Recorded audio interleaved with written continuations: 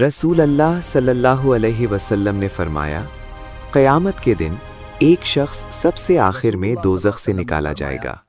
वो आग में जल चुका होगा और घिसटता हुआ बाहर निकलेगा। वो अर्ज़ करेगा, ऐ मेरे रब, मुझे दोज़ख से निजात दे, इसकी आग ने मुझे जला। अगर मैं तुझे यहाँ से निकाल दूं तो क्या तू और कुछ मांगेगा? फिर उसके सामने एक दरख्त ज़ाहिर किया जाएगा। वो कहेगा, ऐ मेरे रब, मुझे इसके करीब कर दे ताकि मैं इसके साए में बैठ सकूं।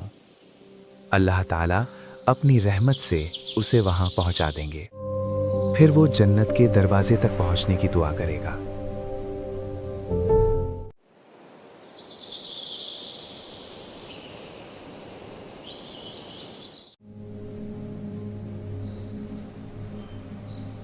अल्लाह ताला फरमाएंगे, जन्नत में दाखिल हो जाओ। जब वो जन्नत में दाखिल होगा तो उसे महसूस होगा कि जन्नत भरी हुई है।